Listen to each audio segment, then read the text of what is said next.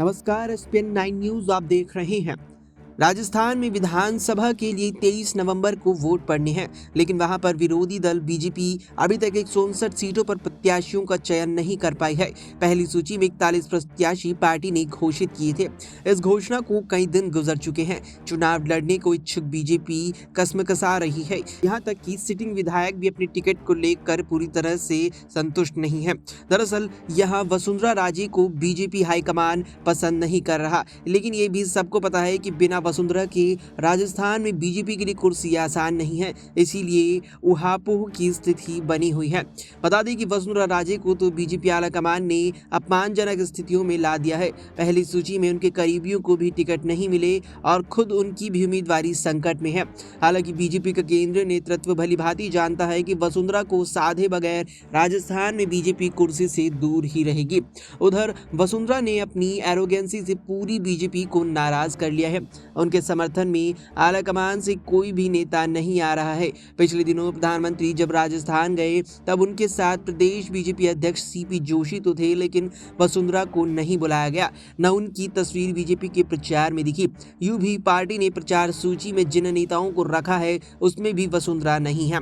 इसके अलावा आपको बता दें कि 19 अक्टूबर की शाम दिल्ली में प्रभारी प्रहलाद जोशी के घर पर बीजेपी कोर ग्रुप की मीटिंग हुई थी। इसमें राजस्थान बीजेपी के प्रदेश अध्यक्ष सीपी जोशी, केंद्रीय जल शक्ति मंत्री गजेंद्र सिंह शेखावत, कैलाश चौधरी, सतीश पुनिया, कनकमल कटारा, कुलदीप बिश्नोई, अलका गुर्जर, विजया राहटर और नितिन पटेल सहित अन्य कई बड़े नेता शामिल हुए। लेकिन वसुंधरा राजे इस मीटिंग में शामिल थी, लेकिन वे इस पर पूरी तरह से चुप रही।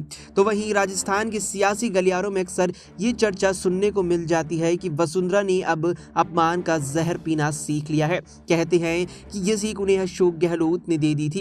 पिछले 5 सालों से अशोक गहलोत जिस तरह से कुचरकों के बीच सरकार चला रही हैं वो आसान नहीं है।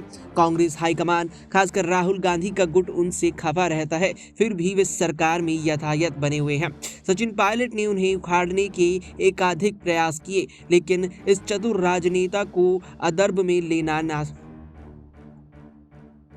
पैच सचिन पायलट ने उन्हें उखाड़ने के एकाधिक कोशिशें की, परंतु इस चतुर राजनेता को अरद्म में लेना आसान नहीं। विधायक तोड़े गए, फिर अशोक गहलोत को राष्ट्रीय अध्यक्ष बनाने की साजिश की गई, लेकिन हर बार अशोक गहलोत अपनी पार्टी के भीतर के विरोधियों व असंतुष्टों को मात देने में सफल रहे। इसीलिए उन्होंने अपनी पार्टी के बाहर की प्रतिद्वंदी वसुंधरा को राजनीति में जमे रहने का ये गुर दिया पैच इसीलिए उन्होंने अपनी पार्टी के बाहर की प्रतिद्वंदी वसुंधरा को राजनीति में जमे रहने का ये गुर दिया था।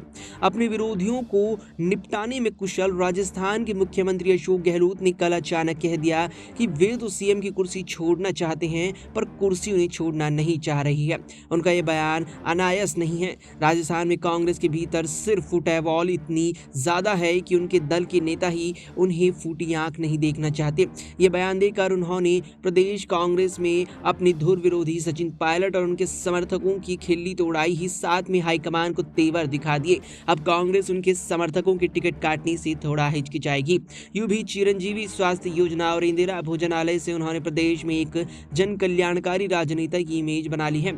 चिरंजीवी स्वास्थ्य योजना में हर गरीब अमीर को 25 लाख तक का इलाज फ्री है, भले ही वो राजस्थान में वोटर हो या नहीं।